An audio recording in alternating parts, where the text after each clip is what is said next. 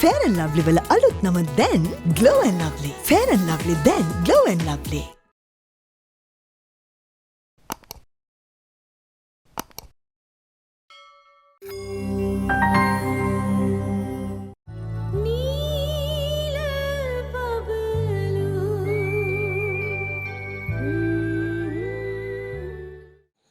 ඔයා දන්නේ දැන් දේවල් විතරයි. මං අතීතය ගැන ගොඩාක් දේවල් දන්නවා. මං ඉස්සරහට ඔයාට ඒ දේවල් කියන්න. ඒ මොනම දැනගත්තත් මං කොහොමද ඔයා මගේ අක්කා කියලා හිතන්නේ?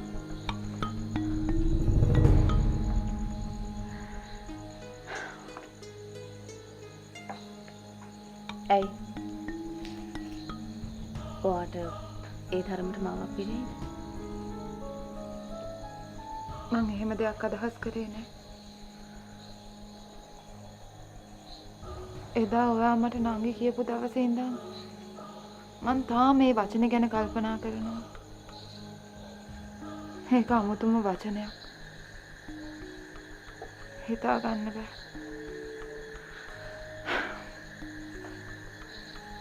ඔයා කියන්නකෝ ඔයා කැමතිද කියලා මං වාගේ සහෝදරයෙක් කියලා පිළිගන්න. ඔයා මේ මොනවද කියන්නේ? මං දැන්ටමත් ඔයා මගේ නංගි කියලා පිළි අරගෙන ඉවරයි.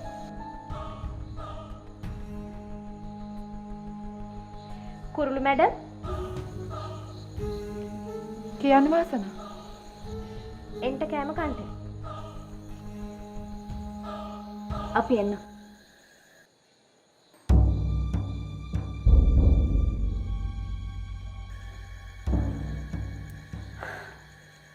හරි.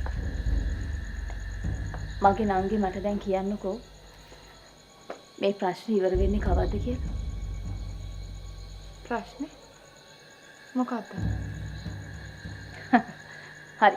අපි ගැන පස්සේ කතා කරමු. දැන් කන්නේ.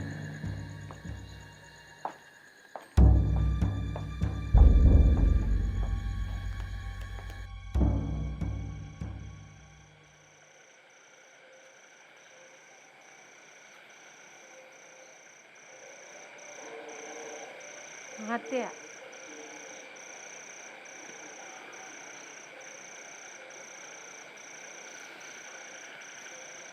මැනික නිදාගන්නේ නැද්ද? මට නිදිමත නෑ මහත්තයා. සුදු මැණිකේ මතක් වෙනවා.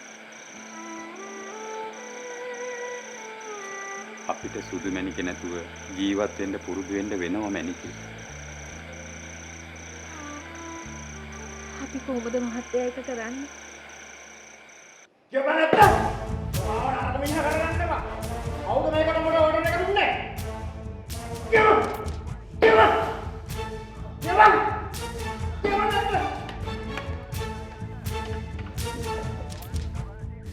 මනසෙන් මොකද අත්තේ?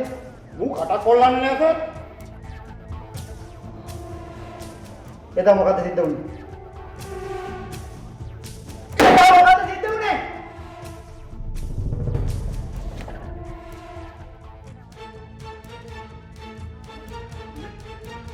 ඔබ මේ හැම දෙයක්ම දන්නවා. මට අකුරක් නැහැර දැනගන්න ඕන. අත්ත කියපන්. කවුද මට මේ ඕඩර් දෙන්නේ? මම මේ කිසි දෙයකට සම්බන්ධ නැහැ සර්. මාව අතාරින්න. බෝ අතාරින්න. ඔබ මේ කිසි දෙයකට සම්බන්ධ නැහැ. හැබැයි ඔබට මේ ඕඩර් එක දුන්නේ කවුද කියලා දැනගන්න. අත්ත කියපන්. කවුරුත් මට ඕඩර් එකක් දුන්නේ නැහැ සර්. එදා වෙච්ච සිද්ධිය මං කිව්වනේ. කරේ. නැගිටලා. කියපන් අත්ත. කියපන් අත්ත. කියපන්. අත්ත.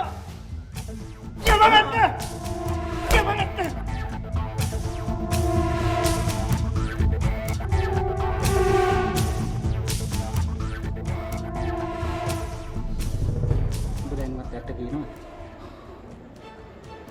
කුරුළුව කාර් එක ඇක්සිඩන්ට් කරලා ගඟට දැම්මේ ඇයි? ඇත්ත කියපන්. මං අහිංසකයි සර්. මේ මම උඹට chance එක දුන්න හොඳටම ඇති. ඇත්ත කියපන්. කවුද මේ කරන්න කිව්වේ? ඔව්.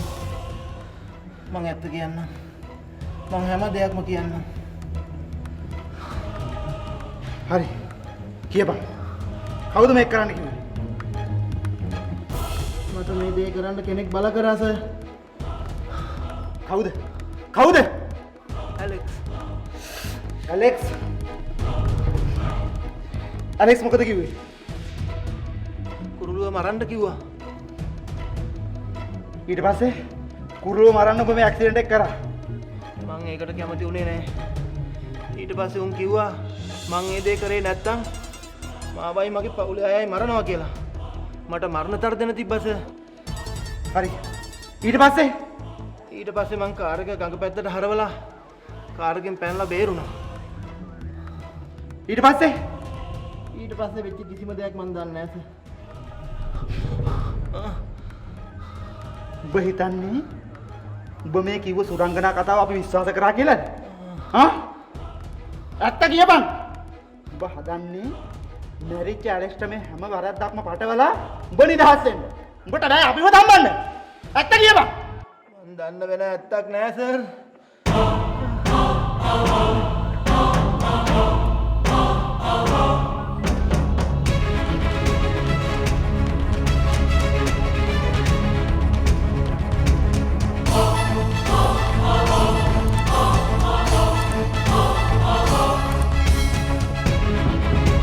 ඊවා ප්‍රොමෝ පැක් එකේ ඇති කෝඩ් එක දැම්ම 77.88ට SMS කරන්න.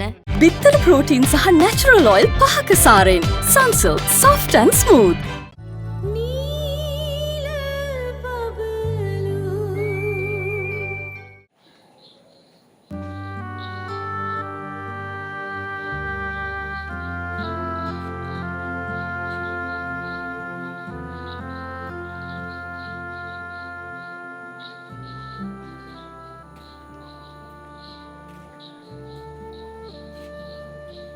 කුරුළු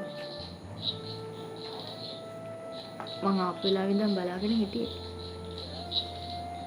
මොනවද ඔච්චර කල්පනා කරන්නේ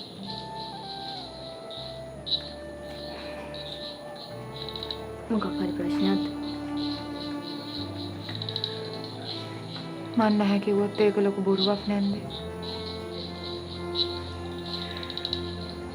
හතර මං ගොඩාක් ලොකු ප්‍රශ්නක හිර වෙලා ඉන්නේ. මොකද්ද ප්‍රශ්නේ කුරුළු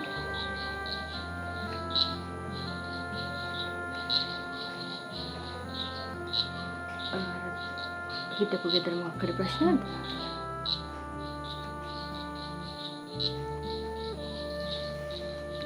අවිමන්ගේ ප්‍රශ්නයක්ද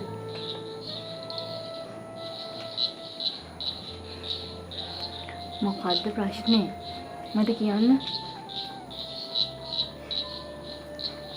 මන් නැන්දට ඇත්තම කියන්නද? නැන්ද පූජා කියන්නේ ඇත්තටම මගේ අක්කද? අනේ මන් දන්නේ නැහැ නැන්ද. ඒක අහපු වෙලේ ඉඳන් මට කිසිම දෙයක් හිතා ගන්න බෑ. ඔව් කුරුළු පූජා කියන්නේ වගේ අක්කා හැබැයි අම්මලා දෙන්නෙක්ගේ. ඔව් පූජාට තියෙන චන්ද්‍රාදිත්‍යගේ ගතිගුණම කිසිම වෙනසක් නැහැ. හැබැයි ඔයාට ඒලේ තිබ්බට ඔයාට තියෙන්නේ අපේ සුභද්‍රගේ වගේ හොඳ ගතිගුණ කුරුළු. අම්මා මේ දේවල් ගැන දන්නවද නැන්ද? සමහර දේවල් ගැන දන්නවා. සමහර දේවල් ගැන දන්නේ නැහැ කුරුළු. අනිත් එක දැන් යාට සමහර දේවල් ගැන කිසිම මතකයක් නැහැ. ඔයා දන්නේ නැහැ කුරුළු. ඔයා ගියාට පස්සේ සුභද්‍ර ගොඩාක් මානසිකව වැටුණා. මං යාව ගොඩක් ඩොක්ටර්ස්ලා ගාවට එක්කන් ගියා. ඒත් යට සනීපුනේ නැහැ. ඒ අතරේ තව ගොඩාක් දේවල් සිද්ධ වුණා කුරුළු. ඒ මොනවද?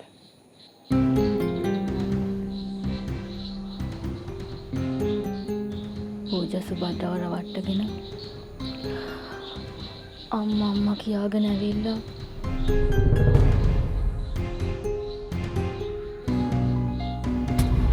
තමුන් කියන්නේ වලව් විකුණේ නෑ කියලාද? මං එහෙම කරා. හැබැයි ඔයාලා හිතන දෙයක් මෙතන සිද්ධ වෙලා නැහැ. එහෙනම් කොහොමද ඇද උනේ? වෙච්ච දේවල් මම මගේ අම්මත් එක්ක බලා ගන්නවා. ඒ දේපල මගේ තාත්තගේ. ඒ දේපල අයිති මටයි මගේ අම්මටයි. මං අම්මට අසාධාරණයක් කරන්නේ නැහැ. සාධාරණයක් කරන්නද තමන්ගේ අම්මට අයිති දේපල ලියාගෙන විකුණ ගත්තේ? ඔයා කලබල වෙලා බොරුවට කෑ ගැහුවට මං කලබල වෙන්නේ නැහැ. මගේ අම්මා ඉන්නේ සිහිවිකලෙන්. මං ඒකයි ඒ දේපල ලියාගත්තේ. ඒ දේපල අයිති චන්ද්‍රාදිත්‍යට. ඒ කියන්නේ මගේ තාත්තා. ඒ දේපල මටත් අයිති. මං අනුන්ගේ දේපලක් ලියාගත්තේ නැහැ. මට අයිති දේවල් මං ලියාගත්තා. එච්චරයි.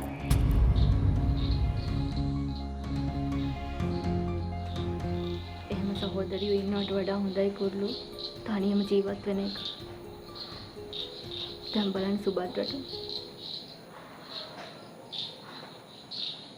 එයා අනුලා ගැන කොච්චර සහෝදරියක් කියලා හිතුවත් අනුලා මොන තරම් දේවල් කළාද සුබද්‍රට? මට දන්නවද? පූජට උදව් කළේ අනුලා.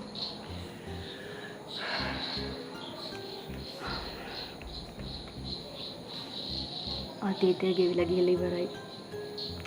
අපි දැන් හිතන්න ඕන අනාගතය ගැන. සුබද්‍රා හිටපු තත්ත්වෙත් එක්ක මට දැන් යා ගැන ගොඩාක් සතුටුයි කුරුළු. ඔයා යා ළඟින්ම ඉන්නවා. තේරුණාද? ඔයා හිතන්න ඕනේ සහෝදරිය ගැන නෙමෙයි. ඔයාගේ අම්මා ගැන.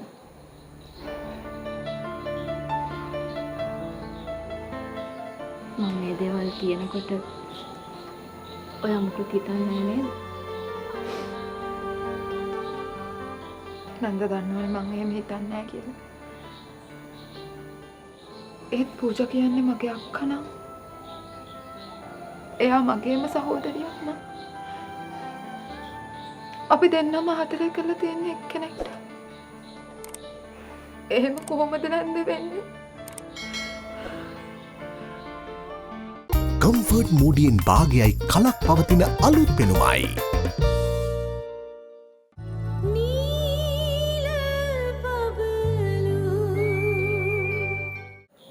අභිමන් ආදරේ ඔයාට. ඒ වුණාට පූජා කියන්නේ මගේ මං හැමදේම අහගෙන හිටියේ. පූජා මාව රවට්ටලා මගේ දේපල ටික ලියාගෙනද? ඒක ලොකු වැරද්දක්.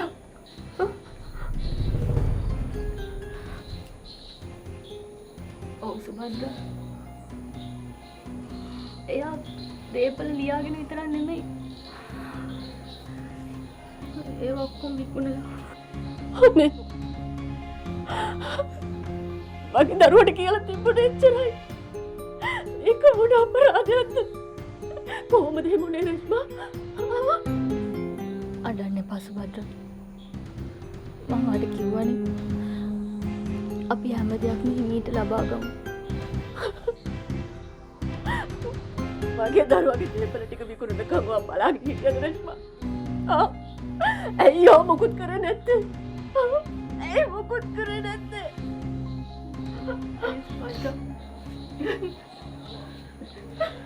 මට මොකුත් කරන්න පුළුවන්කමක් තිබ්බේ නෑ සුබද්‍රා. පූජා මගේ ඇඟටත් කඩම් පැන්නා. අනිත් එක දන්නවනේ මට මේ දේවල් ගැන කිසිම නීතිමය අයිතියක් නෑ. මම පරාද වුණා සුබද්‍රා. මට මේ කිසි දෙයක් තනියම කරගන්න බැරි වුණා සුබද්‍රා.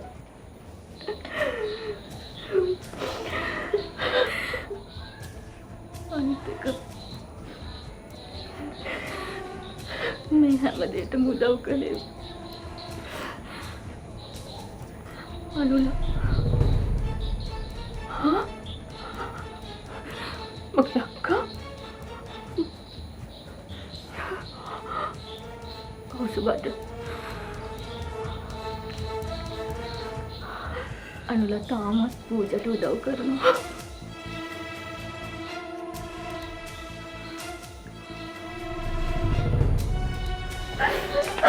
සුභද්‍රා සුභද්‍රා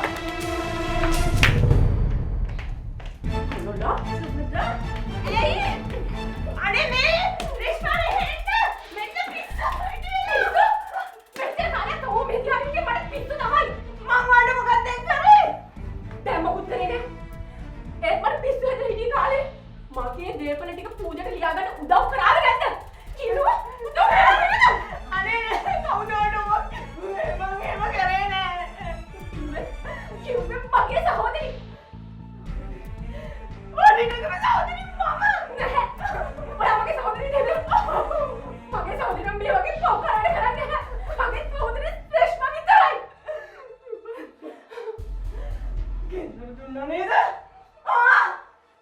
ඔව් ගින්දර දුන්නා නෙමෙයි ගින්දර ඇවිලුවා ඔයා හරිනම් ගින්දරට දාලා පුච්චන්න ඕනේ ගෑණියෙක් නේ මේවා කියන්නේ බොරු කිව්වා කියන එක කියන්න හදන්නේ එදායිද මට බොරු කිව්වේ තම රේෂ්මා කවදාවත් මට බොරු කියලා නැහැ මෙයා කියන්නේ සම්පූර්ණයෙන්ම බොරු අම්මේ ඇත්ති අම්මේ අපි යන් කාමරේට ඇති නැහැ තව තියෙනවා මේකට මෙයාට හොඳ දඬුවමක් දෙන්නම ඕනේ අම්මේ අනේ අපිට ඔය දේපල එපා අපි යන් ඕනේ නෑ ඒත් ඒකේ උරුමයක් මට තියෙනවා කියනවා ඇයි මට මෙහෙම කළේ අපි දෙන්න ගෑගේ දුවන්න එක්කම ලේ කියලා තමුන්ට හිතුනේ නැද්ද මෙයා එහෙම හිතුවා නම් අපිට මෙහෙම දේවල් වෙනවත් සුභද්‍රා අනුලා තමුන්ට එක මොහොතක්වත් දැන් මේ ගෙදර ඉන්න බෑ දැන්ම යනවා පූජලා ගෙදර පෙරණ එහෙම කරන්න බානේ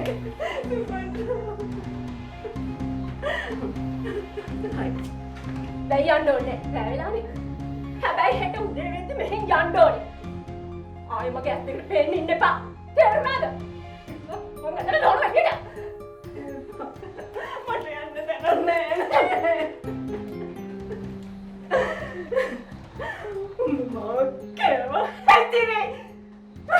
හැතිරි මමද හතුරුකම් කළේ තමුසෙල් කරන්න ඕනේ ඔක්කොම කරේ මට හැතිරි කියන්න නෝ තමුසෙට උඹලා මදි නැන්නේ යම්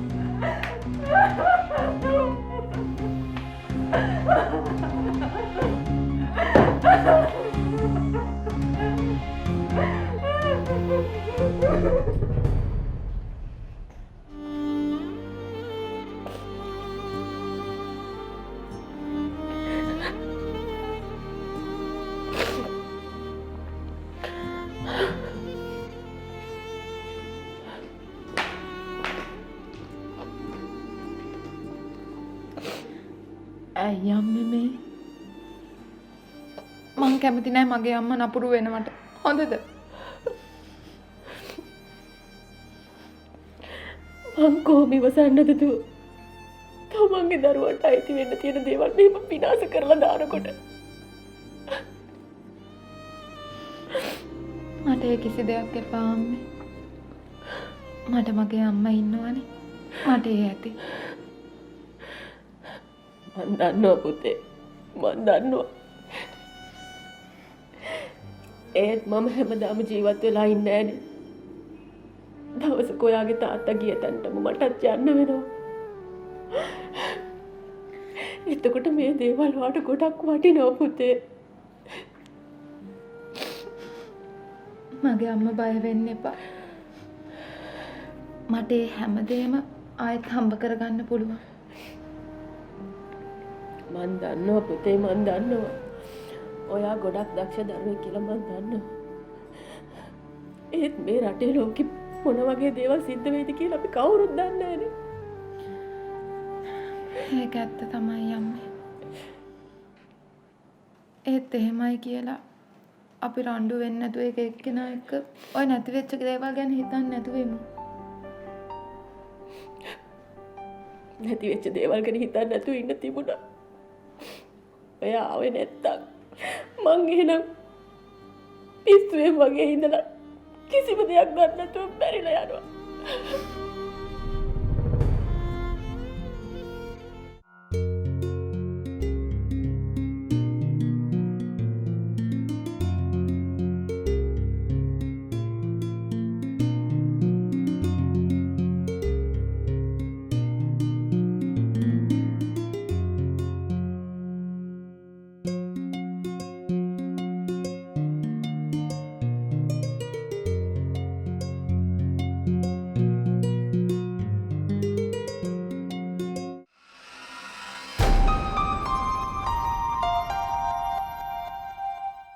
ට්‍රෙෂිලගේ මරණයට වග කියන කිසියෙකුට මම යහතින් ඉන්න දෙන්නේ නැහැ. හැම එකාගෙම පලි ගන්නවා. හැම එකාගෙම. පලි ගන්නවා නම් ඒක හිමීට කරනවා. ඔහොම කරන්න ගියොත් තමසට කිසි දෙයක් කරගන්න වෙන්නේ. සුබද! සුබද! ආගේ හයියක් කරන්නද? ඉතින් මගේ දුවට අතක් කිසි.